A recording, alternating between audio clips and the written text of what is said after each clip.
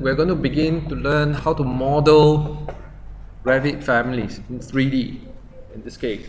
So progressively we will start with how to model casework, and then we will start to model furniture category, and then from there we will then show you how to import. In any case, if you meet trouble and then there are certain object forms that you just cannot use Revit to model, how to import it into your Revit project file. Okay. And then ultimately how to model on site in place. So please open up this file called Casework project.rvt file, this one.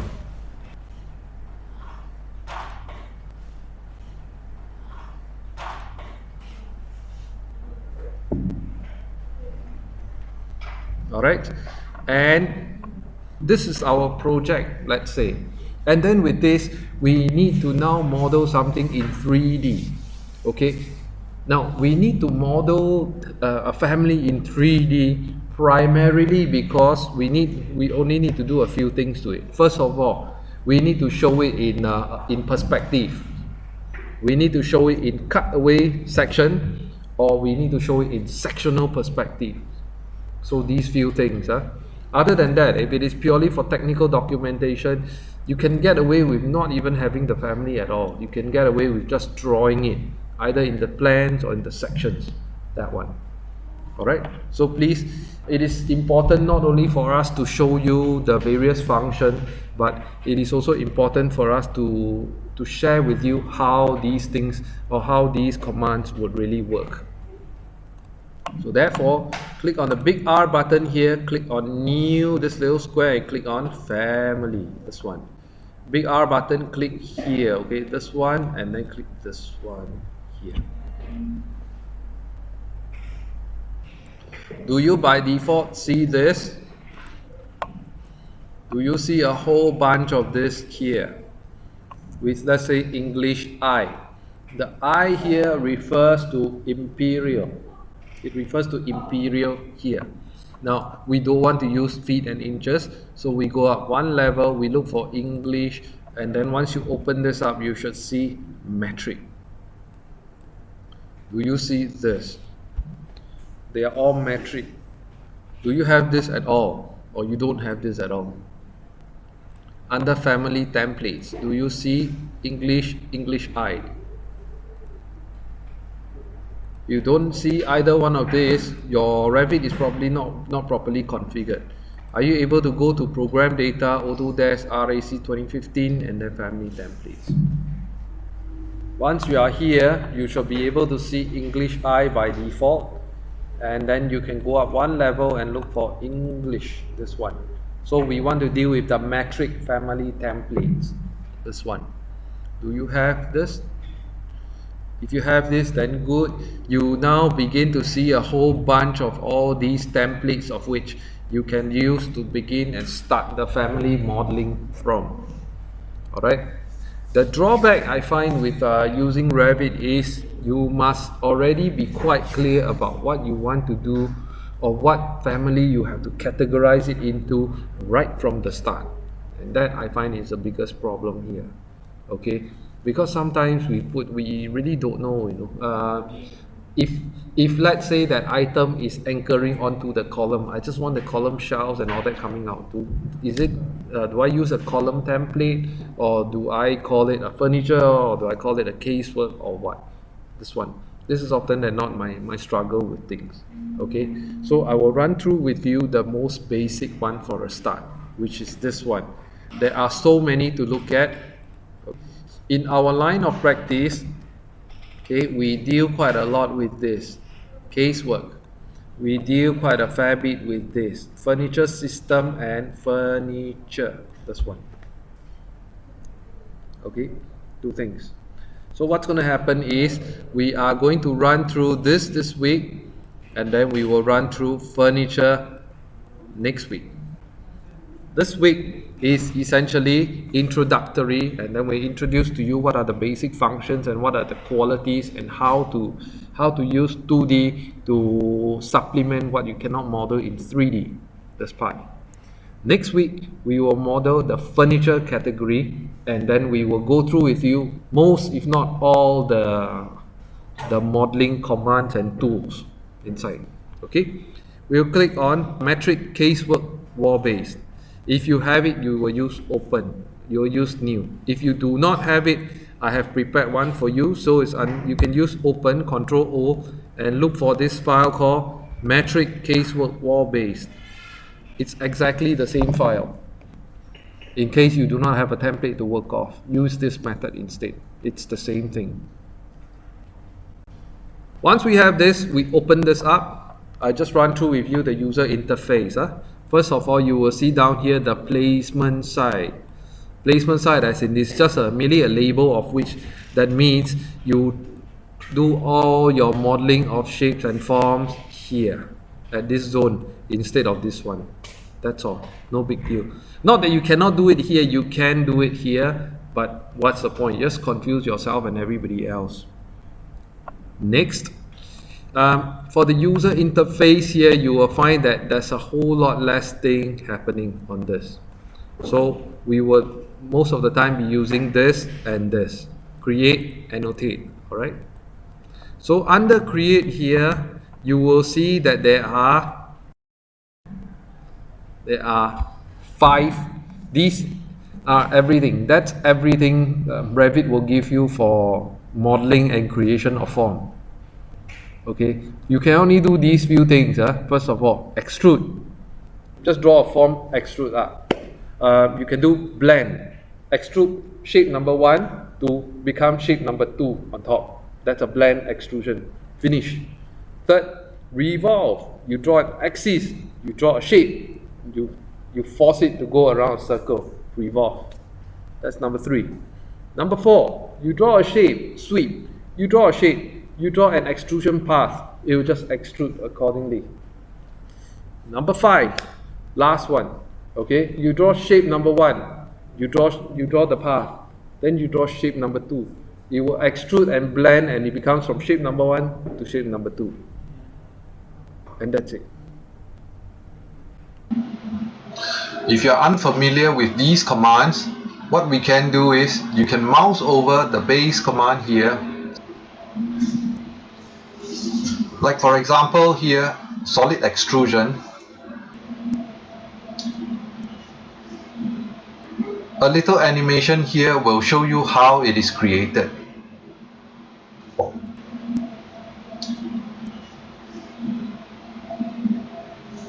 This is for solid extrusion. Now let's go to blend, for example, next.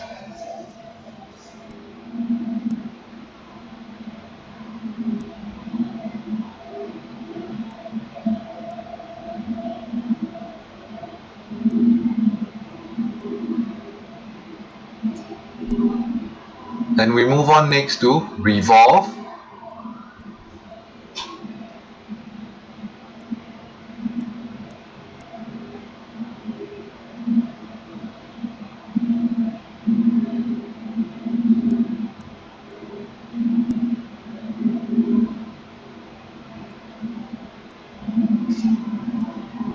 Followed by sweep.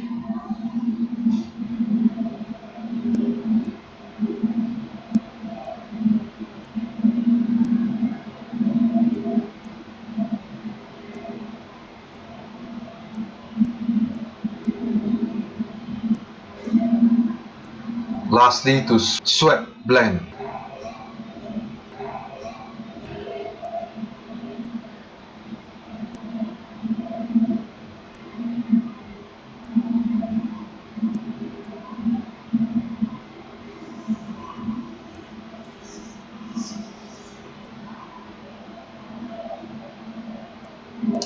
Void forms are exactly the same as the solid extrusions and the manipulation commands that follow, except it would result in a void form being created that will cut through the solid form.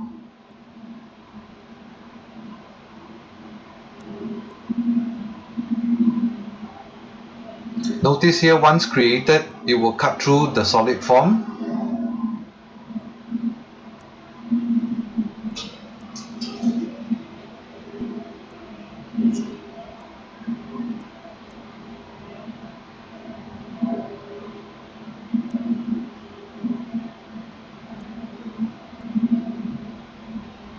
Let's move on to void revolve.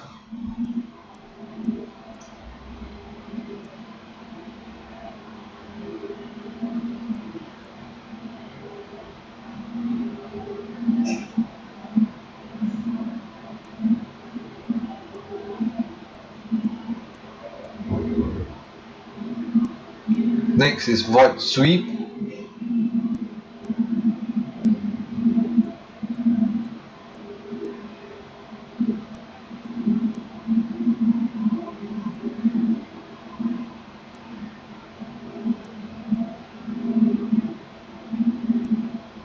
And lastly, followed by void swept blend.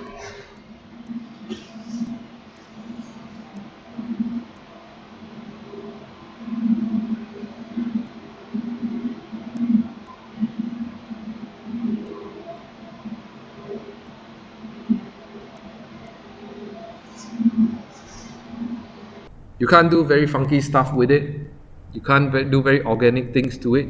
You can't do too many angular tubes and what have you, things like that, unpredictable stuff. You just can't. Okay. So therein lies ahead what we can really do much with this sort of modeling tools. It's very, very limited to a certain degree at that. So a lot of times we have to develop unorthodox ways to bring in those 3D models that we can into the spaces. All right, so that one, we will cover that part also subsequently. Now, if you look under void forms, you will see exactly the same thing you will see down here. This equates to this, equates to this. They are exactly the same, except this one will extrude, this one will create a field solid form. This one creates voids. And voids can be modeled to cut solids. So, for example, this is the instructor table. We need a hole here. So you model a void. You cut the hole through the void. That's it. That's pretty much all you can do again. So what are we trying to do here then? Very, very basically, we are going to try the first command. Use extrude command. Under create extrude, you will go into the drawing mode again. You will be inside the drawing mode. And then with this, draw a rectangle. We are going to try to create a very basic kitchen cabinet, let's say. When you create this new object, okay, under the options bar here by default, it will give you the height. The height by default is 250. You can see it here, but if you have completed the shape creation, then you need to look at here. Under extrusion start at 0, extrusion end at 250. This one. This is how Revit controls the z-axis. With this,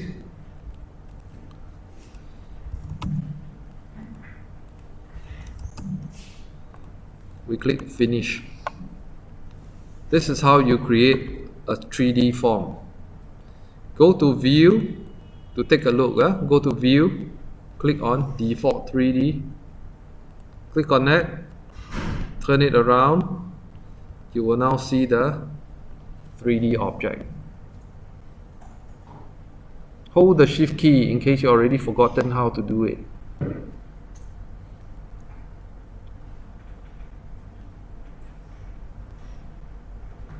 Alright, if the lines are beginning to look thick and ugly, click on the view scale here. Do you see down here there is a view scale? This one, click on that to change it to a smaller scale, like 20 scale for example. You'll find the lines looking more elegant at least.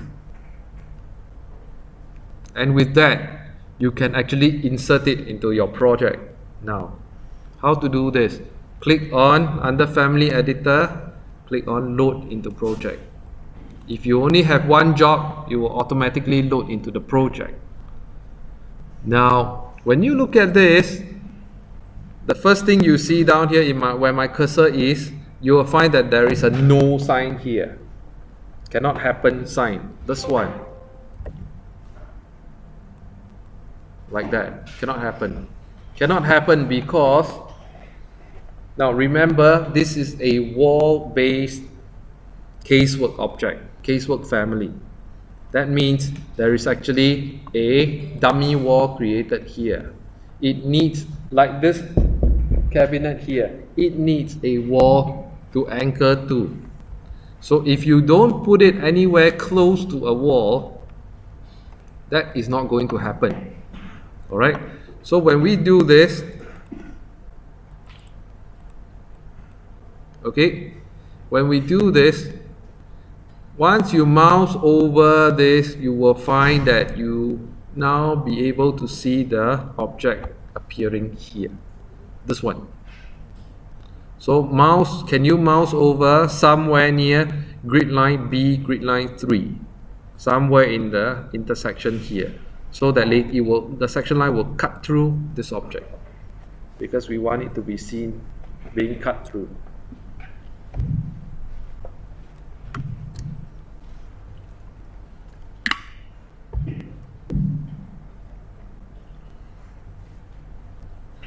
Upon you loading in this item, if you expand on the part on families, you will now begin or be able to see this part here under casework, the family type. We don't have a name for it yet because we haven't saved the file, so it is been named as Metric Casework Wall Based, like that.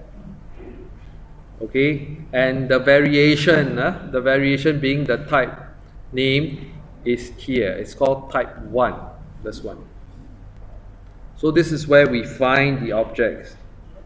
Okay, now if you need more than one cabinet, you can begin to click here and then drag, and then you can load in more like this. Sometimes you need quite a few cabinets or quite a few such caseworks. Look at our casework over here. That's an entire row here. So we probably will need quite a fair bit of those. Alright. Now, let's start with one.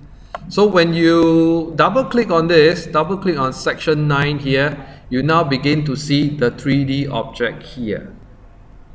This cabinet is now here. This cabinet is not a cabinet yet. It's more like a plinth at this point. Okay, because it's too short. And you can also see it in the perspective view. If you go to view, click on the 3D view drop down list and look for camera, and then you can click camera here, where you stand, right, where the camera stands and where you shoot.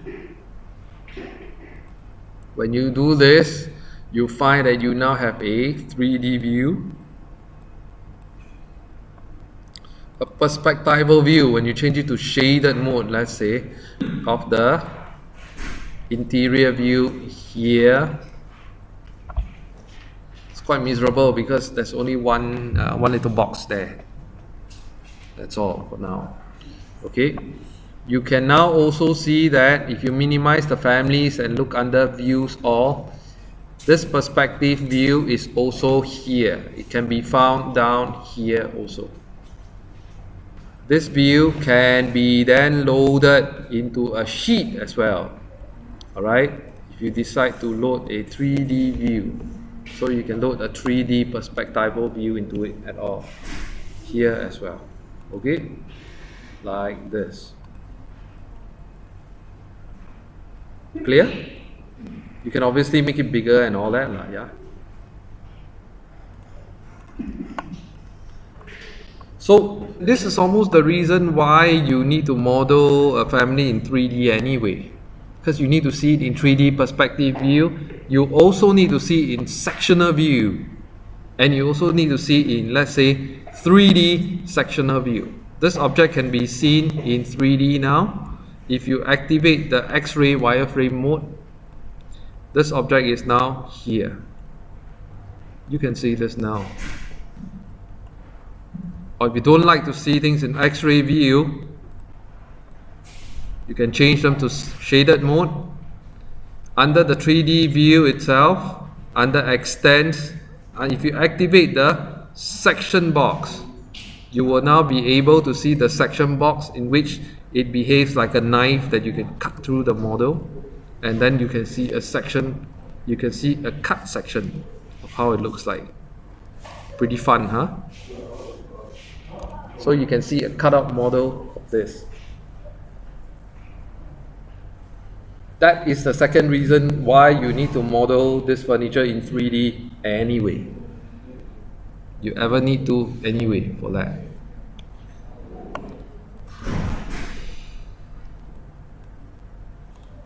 In any case, this cutaway sectional view can also be shown in a title sheet with a title block. Alright, in case you want to show a more impressive three-dimensional view of things here. Okay, therefore. Alright. Now, next, before we go any further, we want to make it better. Alright, so let's go back. Click on this object and click Edit Family. That will take you back here. So we are going to make it a little bit more useful rather than this steel box like that. So click on the form now. Click on Edit Extrusion. And then you go back to the drawing mode. Alright. First of all, let's align this properly. Do you see this little green line here? Okay, this one don't follow me here. Green line here refers to, this one is what we call the reference planes. Okay, it's one of the two reference planes around. Alright. And then the second one is here, reference plane 1. This one. Now, the reference planes are important. Don't erase them. They are important, and most of the time they are pinned to things. They are important because it helps the family to establish, or helps us establish some form of bearing. This some form of bearing allows us so that when we bring the object in, it doesn't disappear into nowhere. It stays in place. Okay? So therefore, when we are inside here, we want to align it as close to, if not as centralized to, as possible to the reference planes. So we will window select this. Window select first, then issue the command move from midpoint to the snap point of the reference plane, and then window select again one more time, issue move again from midpoint down to the midpoint of the wall, this dummy wall.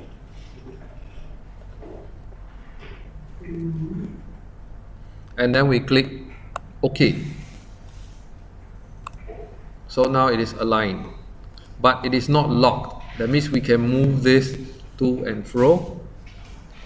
Alright, we can move this any direction, which is a problem.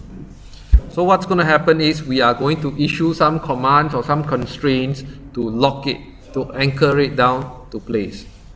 So we are going to click on Edit Extrusion again. Drag this line up one time. This one you must go with me and you must learn how to do this part of the work. You must understand how it works first. And then pull it back down until it touches the dummy wall line. Something will appear here, which is something, an icon that looks like a lock. This lock is what we call a constraint. This constraint needs to be activated. It needs to be closed like a lock. So I am going to click on that and close it. After I've done this, you will find that when you window select, you try to move it okay, it will tell you you cannot move this because the constraints are not satisfied. There is a lock physically. So we will click OK. So this is done. So now if I try to move the box, it also won't allow us to do that. Next, do you see that there is a little dimension here? This little dimension also has a use. So we are going to use the second node here, click and drag so that it touches the reference plane here. Once we have that, we are going to go into one of the most fascinating features of Revit, which is the parametric qualities. The term parametric spawns from the word parameter.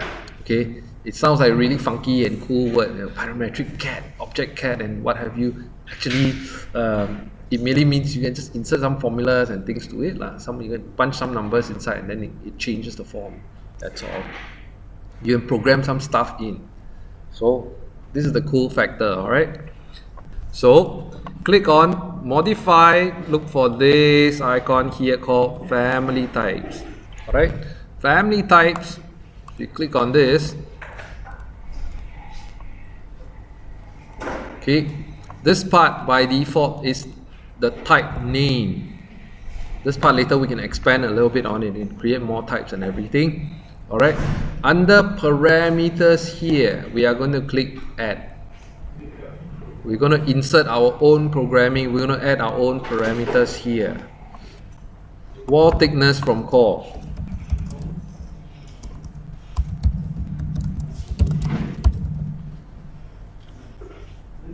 This is our parameter name. Whenever you set parameters, any name you give it, as long as it's not a symbol, it's actually alright. You can put in 1, 2, 3, 4, 5 or A, B, C, D, E, no problem. But the thing about this is, next week, please remember what C means. Or please remember what number 4 means. Because chances are you would have forgotten what force function is for. But if you remember wall thickness from core, it really means something that you can better remember it. Okay, so this one.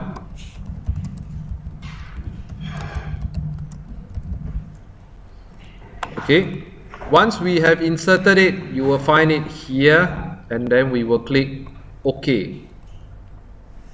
So we will now select this dimension and then click on the label drop down list here.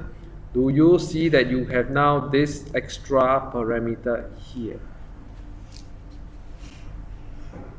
Once you click on that, you create your own parametric model already. The first step to parametric model. So click this one.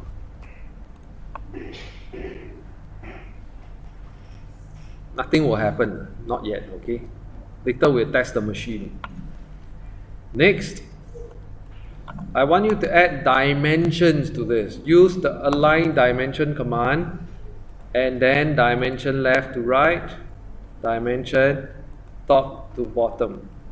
This will establish the XY coordinates here. The X coordinates being this one, and then the Y coordinates being this one. Alright? Here.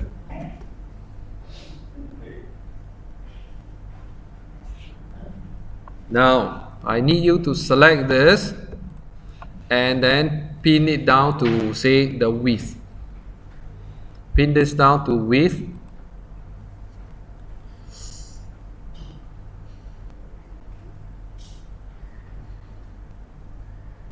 And then select this and pin it down to depth.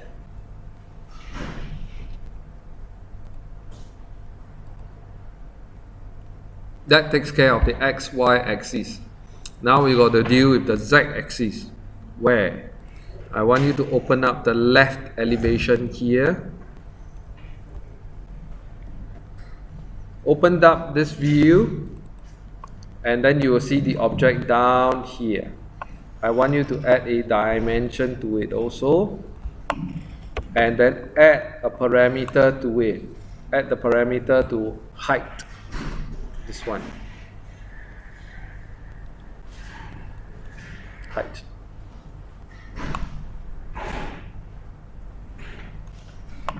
Now if you go to 3D view and take a look, you will now begin to see your XYZ here. If you see this thing looking so ugly like that, that means you are using the wrong scale. What would happen is you may want to change the scale to 1:20. Let's say it will become a more elegant display. Okay, once this part of the work is done, it's time to test the machine. Okay, how to test the machine? Go to modify, go to family types, click on that. You will be in the family types dialog box. You see down here, these are the numbers, right? We're going to test the machine. Let's say I don't want the height to be 250. This is a worktop, right? Let's say this is a kitchen worktop. What is the height for a kitchen worktop? 900. Okay, let's try 900. We click apply. Do you see that the form now grows up? Can or not? Can see or not? Maybe I don't want 1200, too narrow. Let's have it at 2000 instead. Apply. Can grow or not? Okay, maybe the depth at 600 unrealistic. Let's have it at 800. Possible or not? Apply. Can your machine work properly? Although this is very, very basic. This is the starting point, alright? Now, if you look under formula, you can write a formula to it. You can make it parametric by inserting certain formulas, and then it will grow or reduce, array or don't array, depending on what you do to it. Like for example, you have this lattice that you want to create to become a screen wall, but you don't know how long the length is. You can actually just program how much spacing in between, how big is each lattice, and how long the wall needs to be, and then it will automatically create all these things for you. That is also parametric. Okay, but formula to write this will become quite long, and you need to spend quite a fair amount of time researching into this part of the work, in which by the time you are done writing the formula, unless you're going to keep using it, project finish ready.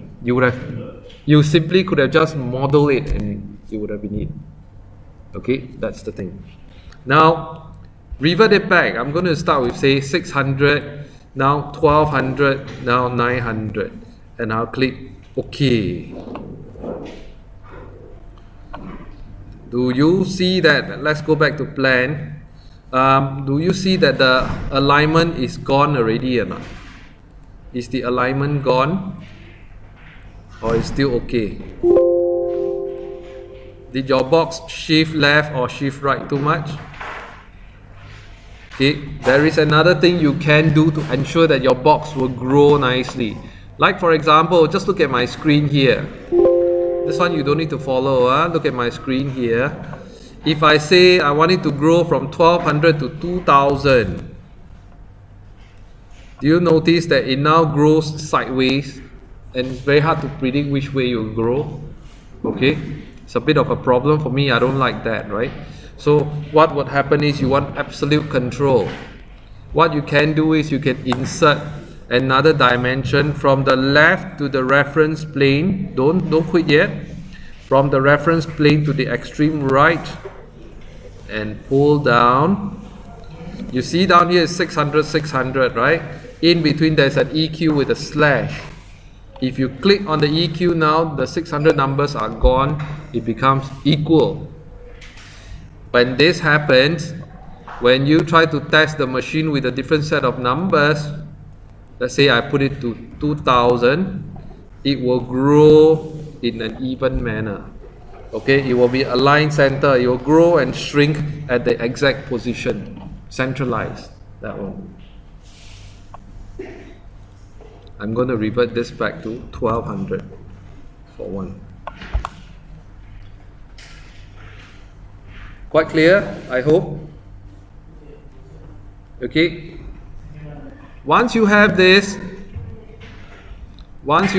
already, you have created your first parametric type. That means to say, if you click load into project now and overwrite it, you can now select this object, okay, and then if you click under edit type, you have numbers that you can now manage to make them bigger or smaller. Say 900 not enough, I want it 1008, super tall cabinet, right? And then you can make it grow from a cabinet to become a wardrobe, also can. Okay, you can play with some of these things, or make it full height cabinet, say 2400, full height, near full height, at that. Okay, so you can make it reduce or shrink. It's quite useful if you need to do some quick space planning to it without the need to model in 3D, alright? That's one. You can make it even more efficient by, okay, click on edit family again. You can even make it even more efficient by pre-programming certain sizes. Like how? Click on edit family again, family type again. Do you see under here there is nothing but one name here called type 1.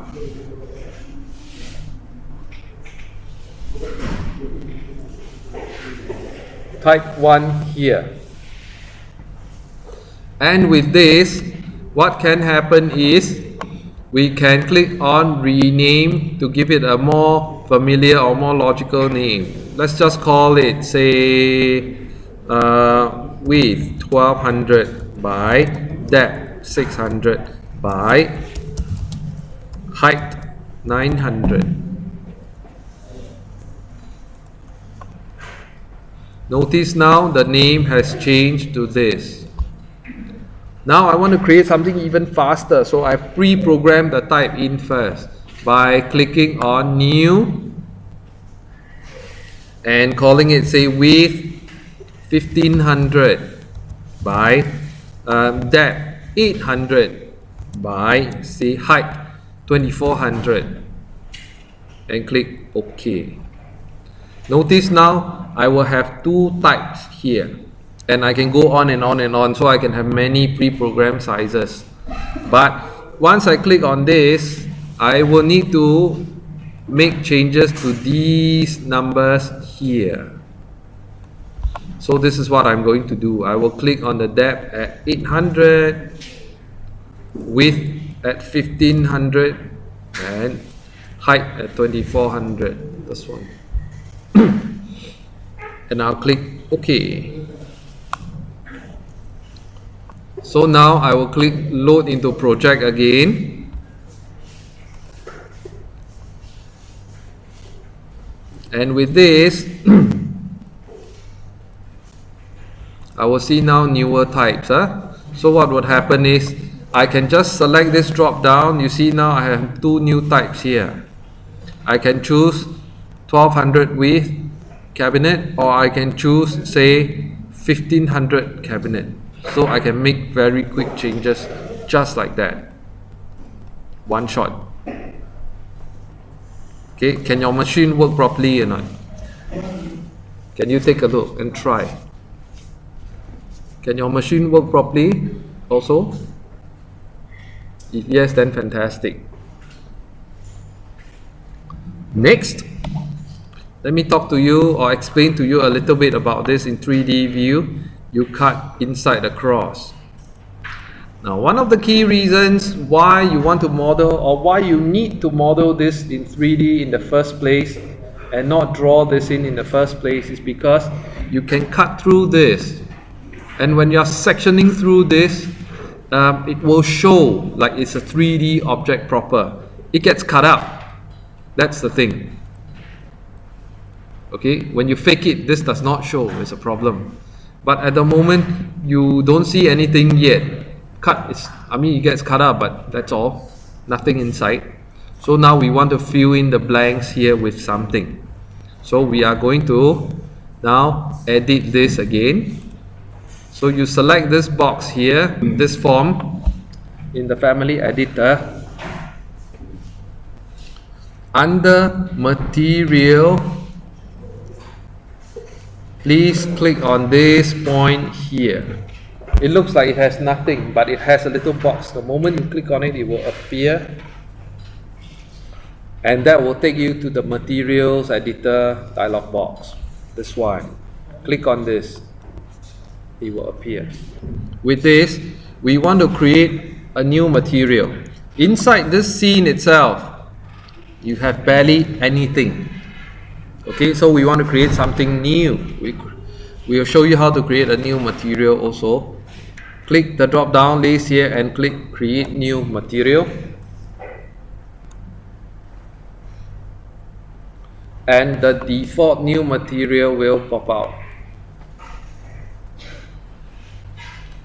You need to give it a logical name so you know what you are doing and you still remember it. So rename it as, let's say, cabinet material.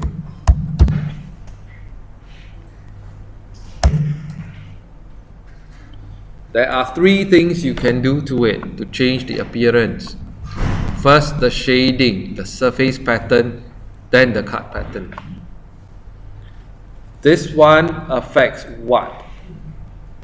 Okay, this one affects the skin of things. Like the table you're looking at now, it's got a skin, it's got food grade, 3D, laminate, and so on, like mapping.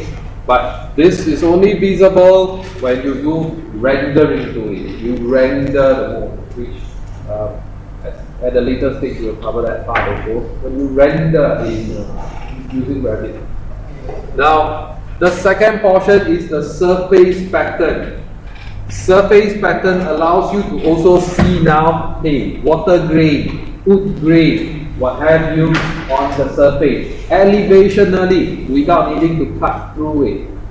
Like grass, sometimes you've got floor finish, you've got big filter grass and all that. So you have that, the tree stroke coming out of the grass look thing.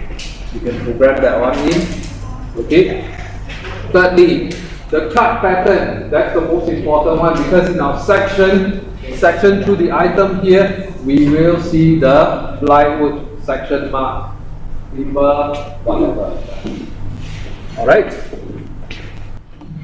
Therefore, the interface is always the same. The color of the item versus the pattern or the texture. Okay, this one. Now, we are going to click on this.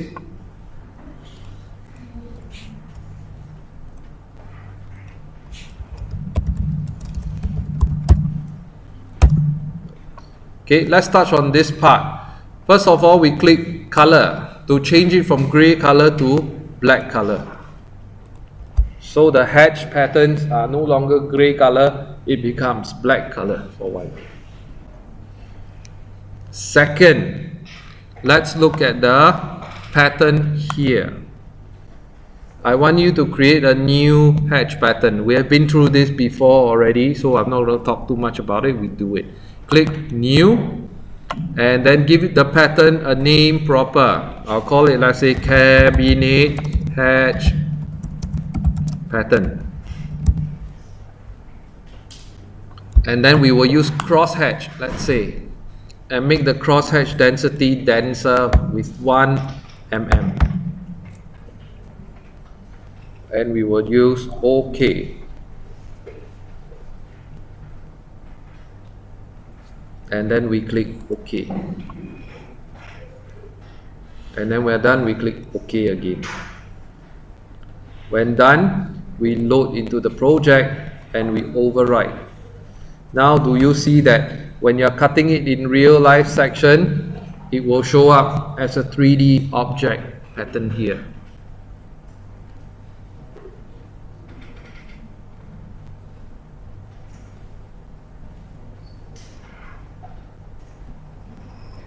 Okay. At the moment, it's a big lump of plywood material. Let's say it's a big whole chunk, whole lump like that.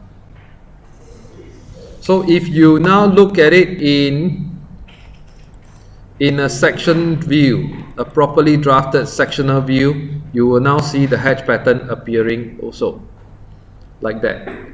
But you know that you are going to get into serious trouble if you show this whole thing as a big lump.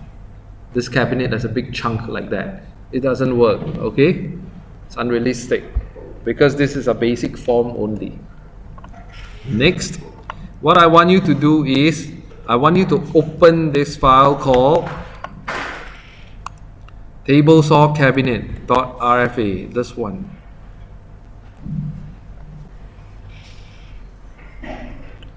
This table-saw cabinet is modeled using Casework and not a wall-based Casework. When you open this one up, you'll find that this is quite a detailed model. Let's load this into the project now.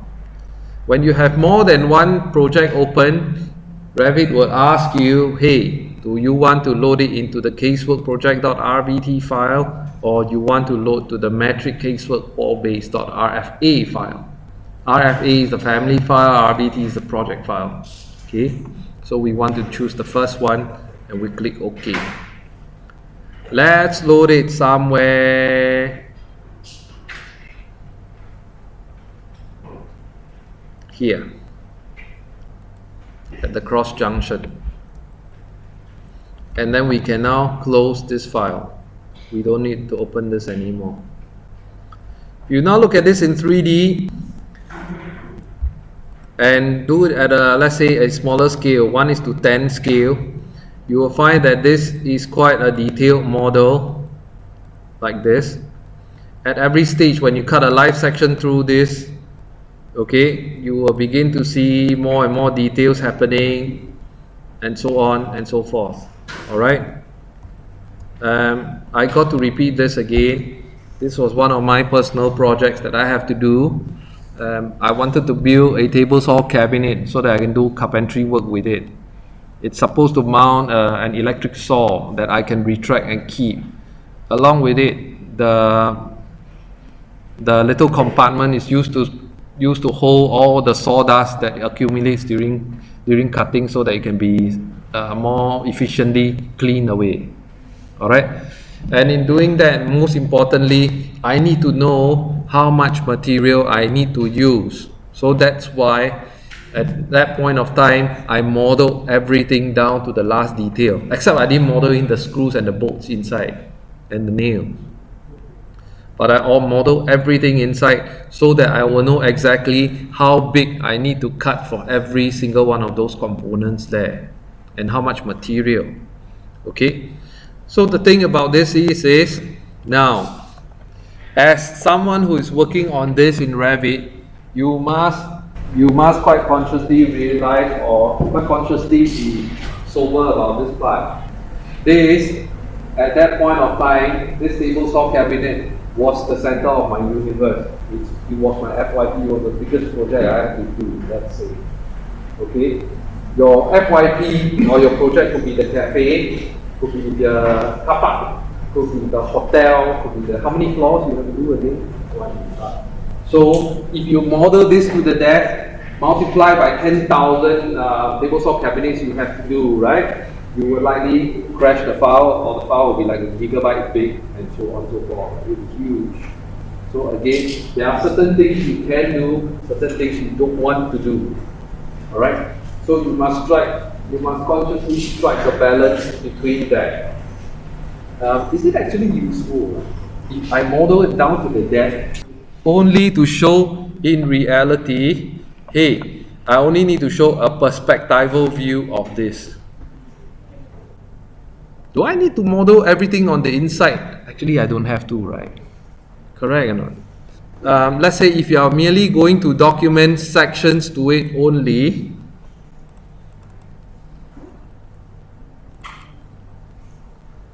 let's say you're going to model sections, you are just going to document sections to this only.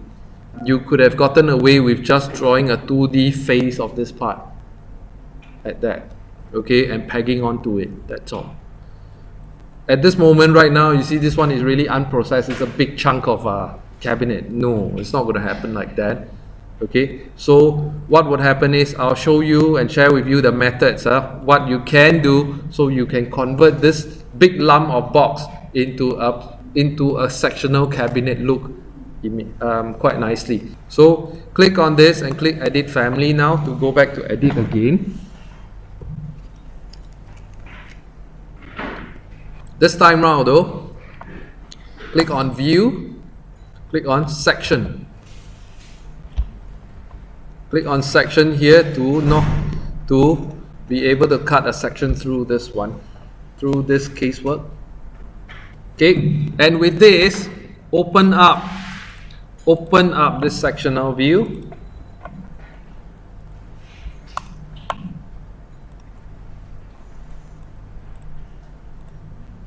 I'm just going to change this to this view for now, okay? Because of the hatching, it now looks like a gray mess here. So now we are going to change it. We'll select the object, change the material from cabinet material to a default material, to nothing. Default material means there's nothing inside. If you zoom really closely, you will find that the line becomes thicker. This becomes exceptionally difficult, particularly difficult when you have to draw small little details within a cabinet or within a casework fixture. So what can happen is you need to show things in thin line. Do so by keying in TL. This TL command would allow you to toggle between displaying the actual line weight or displaying things in thin lines. I use this a lot because when I need to draw precisely, I need to see them in thin lines first. Otherwise they will snap wrongly or I will end up drawing things wrongly. With this, we can almost begin to start to draw, okay, or drawing the details. So under annotate, look for symbolic lines, this part. When you click on this, Revit will ask you, hey, which one is your work plane? Let me explain to you what work plane means. Essentially, work plane means Revit's going to ask you, hey, are you going to draw like that? Think of it in physical terms. Are you going to draw like that? This is work plane based on level, like a plan. Or are you going to draw like that? Okay, this could be center, left or right. This work plane could be this, left view or right view elevation. Or are you going to draw like that? You are going to draw here, front or back. So that's the work plane concept. Took me a while to understand this because it's quite confusing the first time now you're doing this. So is it going to be here, you draw plane, or is it going to draw this way? Sideways, or you're going to draw front and back this way. Alright? This is item 1. So we're going to click on name. We're going to click on this. Do you see here? Ref level, right? That means plan. Back, that means front or back. Elevation. Center, left, right means obviously it's a left, right elevation. In our case, we are going to use this plane here. And we are going to click OK. Alright. Next thing, before you lay the pen down, look at this. What is this supposed to mean? It means here, at the moment, Revit gives us, when you pick up your thing for drafting, or draft manually for the first time, you have your set of pencils or drawing pens with you. When you pick it up and draw, hey, are you going to start with a 6B pencil? You don't draw like this, the whole thing becomes black, big batch line. Or no, you are going to use triple HB or triple H and you start drawing. You can draw until the paper tears away, but it still forms a thin, gray, faint line. At the moment, it doesn't give you much choice at this point. You have 1 line type, 2 line type, 3 line type. Okay? What's happening is, when you don't have enough lines, then how? We got to make our own. So we go and create our own lines in this. How to do this? You can click on Manage Object Styles, or if you are not one who will remember locations of images, you look for VG in your keyboard. It will take you to the same place. VG refers to Visibility Graphic Override. This one. That's why VG. Okay, just remember either this or you remember Object Styles. Takes you to the same place. With this, you will now see these lines. At the moment, really no line type, only 3 line types given. Casework number 1, elevation swing number 2, and hidden lines number 3. So we build our own by clicking on New. Let's give it some logical name called, let's say, section lines thin.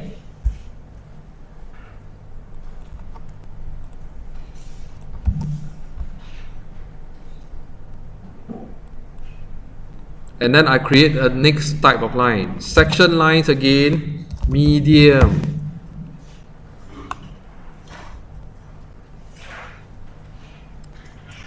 And then one more type, section lines, thick. So if you look right now, we have now 3 new lines. Before we make any change further though, look at this. Under line width category, there is one on projection. There is one more column on cut. What does this mean? Projection means projection, surface, superficial only. Okay? Top projection or elevational projection. Cut literally means cut through. Sectional. That's what we want to pay attention to at this point. Hence, thin line, we leave it as the thinness, 1. Medium line, let's use 3. And thick lines, let's use, say, 5 for now. And then we click OK. So now we can begin to start drawing. Annotate symbolic line. Okay.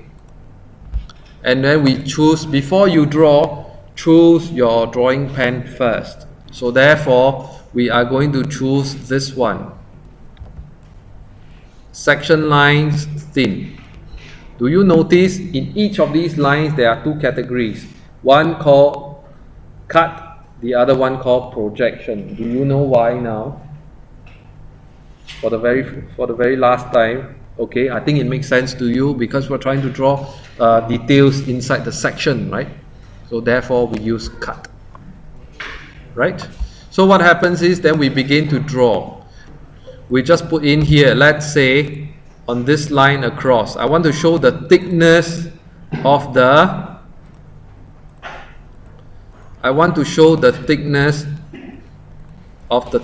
counter table, the countertop surface. So I'll put 50, let's say. And then after that, I draw in the thickness of the door panel. Let's say at 20. Okay. And I draw in the stopper piece.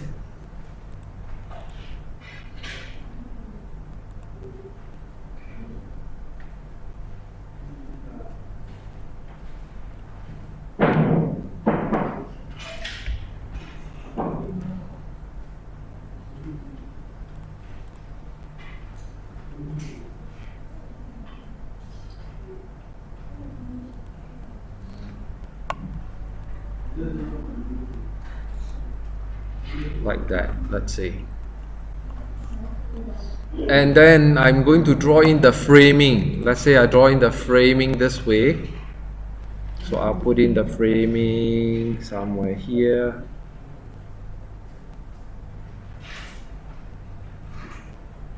Like that. Okay. And then I'll draw in, because it's It's a sawn timber with no finish, so I'll put in a cross like that, and then I will copy it across,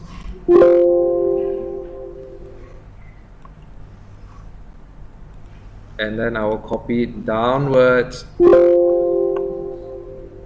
and I will just draw in the framing like that. So I'm done. Okay, just a very schematic one, roughly. I'm done.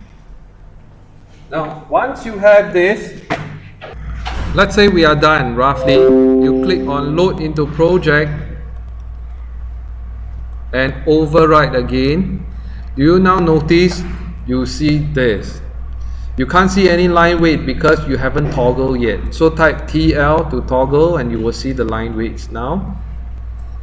Do you now see? If you are going to submit for merely a section, this would have done the job. We spent about 15 minutes on it, then we can knock this out, compared to spending 3 days to model this one casework fixture. So I'll just cite a comparison for you. The table saw cabinet took me about 3 days to design and to document as well. Not to say that I want to use it for technical drawing, but I just need to know how big it is and everything, that one. Okay?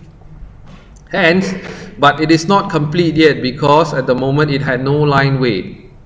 So we need to go back into edit family mode again, sectional view, and then to tweak the line weights here. How to do this? Let me show you. I know that everything is thin lines, but I need to make some lines thicker. So I know that the sawn timber, the frame of the sawn timber needs to be in thick line. So I will do this, and then I will cancel out the selection for the cross inside.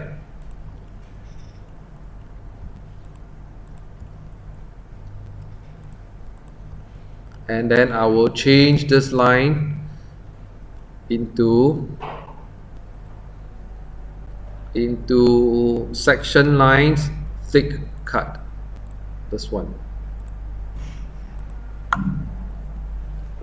and I'll change these lines to, in fact I'll change all the lines. I just realized this one's wrong. I'll change all the lines to section lines thin. Okay, then I'll redo this part here, so I'll change it to thick lines here,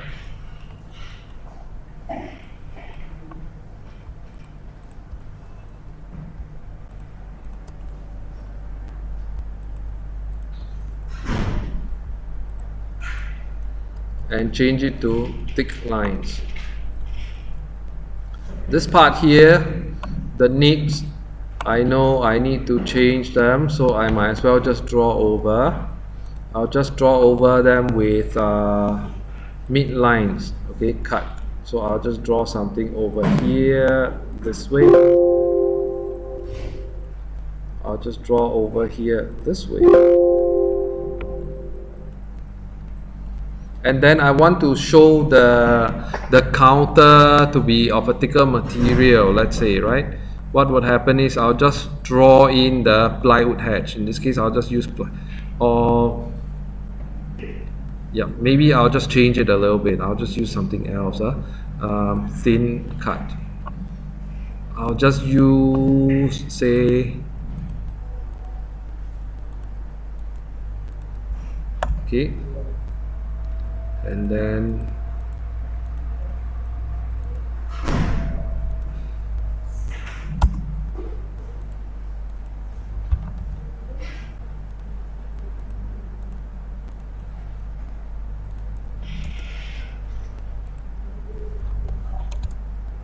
I'll just use splines to create the hatches for to simulate the stone hatch this way, like that. And then with this, I'll click load into project again and override. Now you see that we can now see the stone hatches. We can now see the line weights quite clearly. At this point, it's quite obvious now. Alright, that's a pretty good way for us to show this without much pain here in doing this part of the work. There is a little drawback to doing this also, or using this method. You must make sure the sections are in a way quite firmed up.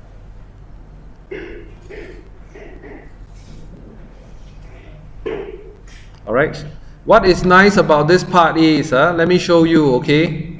Now, if the section line now moves, then what happens? That's one part in which I got to show you the function here. Now the section line cuts through the object. If the section line, however, does not cut through, then what happens? You look at this. The section is still shown. Then we have a problem. There is a problem here because the section line is still shown. So what is going to happen is we need to go back and edit this. Click on Edit Family, Section, right? And then we're going to select all these lines here. All these lines here. And then we click under Visibility and Graphics Override. This button here. Check this function here. Show only if instance is cut. This one. Once you activate this and you load into the project again, now you only see the elevation of the object. When the section line doesn't cut it, it will not appear. Okay, like that. So now if I shift this section line to cut the casework, it will now appear. If I shift it out of the way, if I move this line out of the way, it will now not cut the item.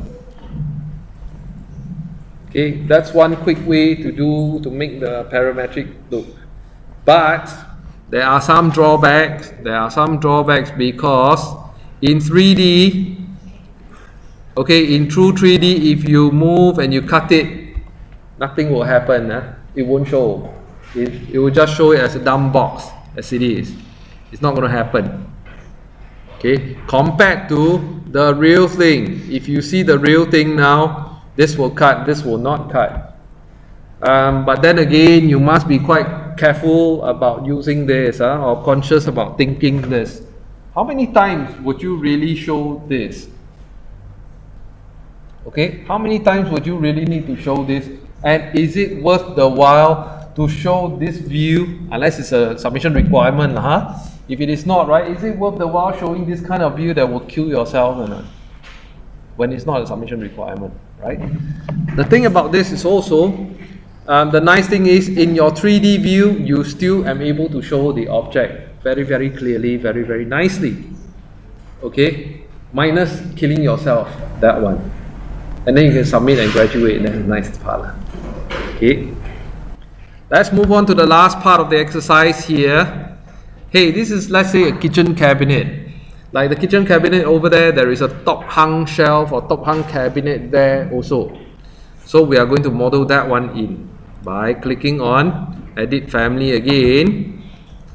Let's edit this family again now. And we are going to extrude another cabinet box using the rectangle drawing tool here, like that. And we want to make sure it will grow and shrink nicely. We are going to lock everything, lock, lock, lock. So it will follow the growth.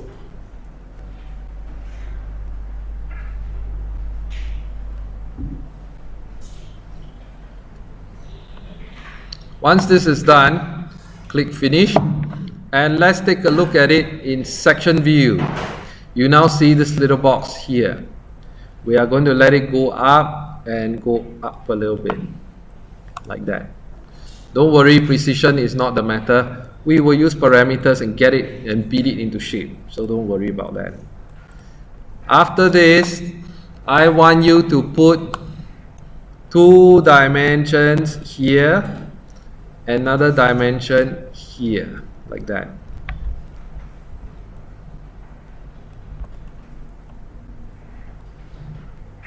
Because we want to make it parametric, therefore we will click Family Types and add a particular parameter called top hung cabinet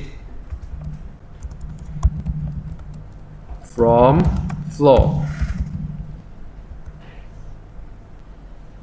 And then we add another parameter called top hung cabinet height. With this, I can move it up or down, because after a while it becomes quite confusing. So I'll move this one up and move this one up also. What is the width, depth, and height? Like that. So this will be neater. And then I click OK.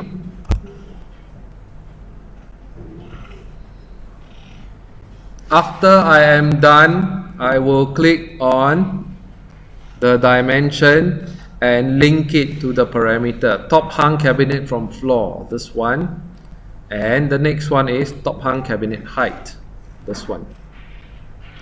So how do I use this again?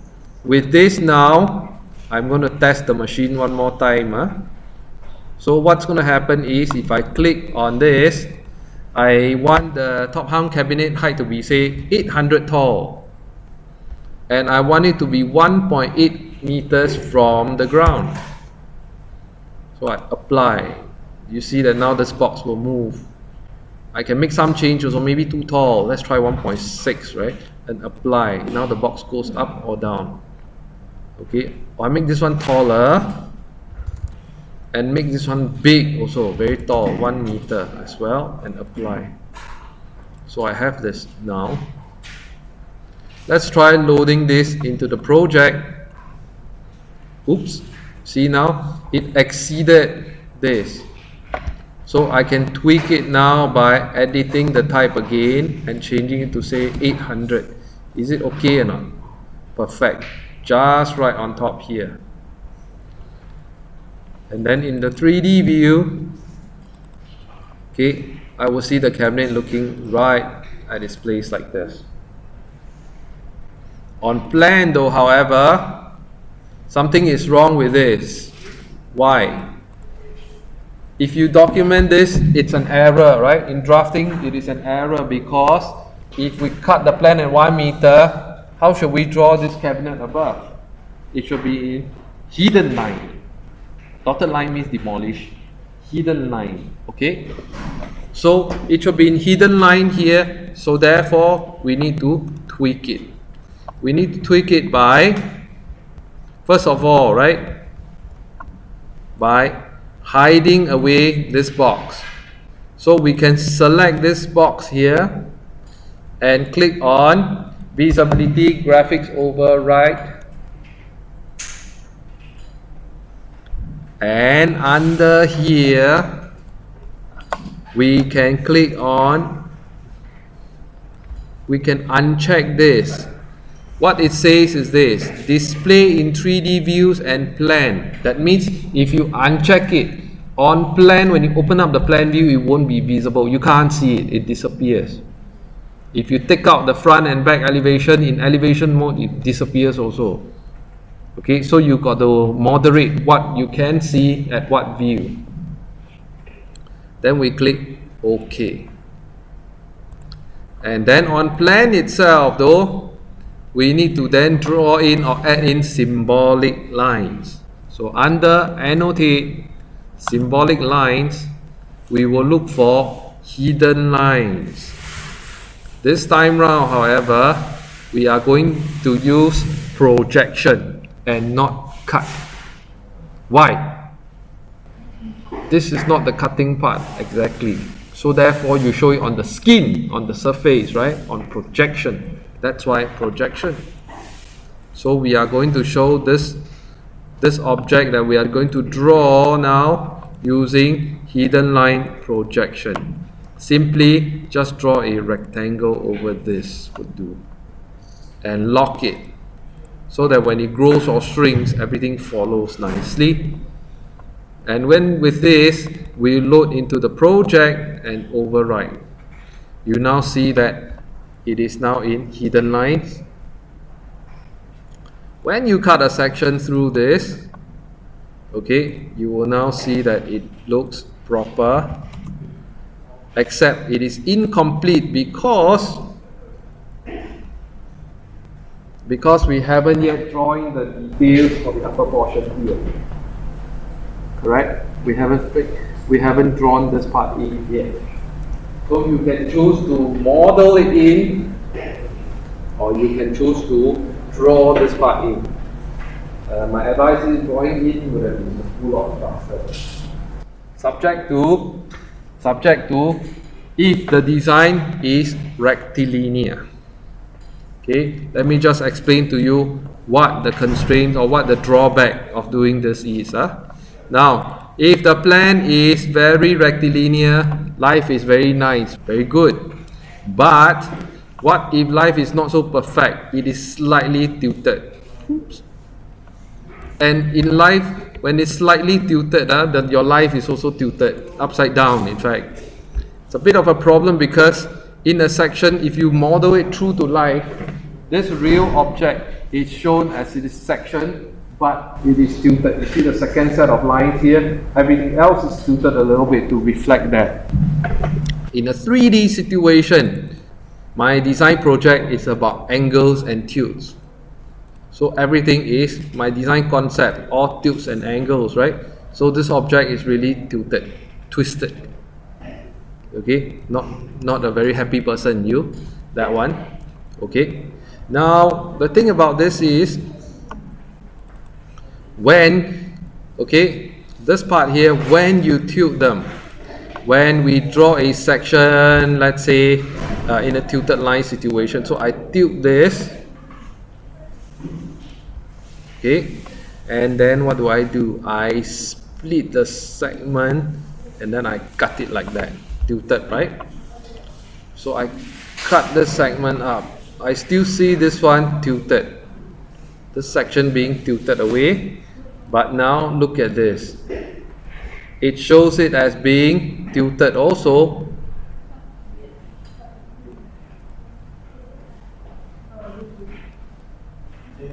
but the details do not show up. You understand what I'm trying to say here? The details do not show up. However, under this kind of circumstances, it's not the end of life yet. Okay, you can still fix this one in. You can still use or spend 15 minutes of your time to do this part of the work. But then again, I ask you, why kill yourself? Why kill yourself by drawing a section like that, right? It's suicide. But then again, I may be wrong because your design concept at the end of the day may be a tilted scheme. So that's why you have to draw it like this. Or maybe the object, the cabinet itself, it's not rectilinear, it's slanted, it's tilted. You design it that way, wavy. Then you have to use detail lines to fill in the blanks from here, which you can still do. You can still fill in the blanks at the sectional level.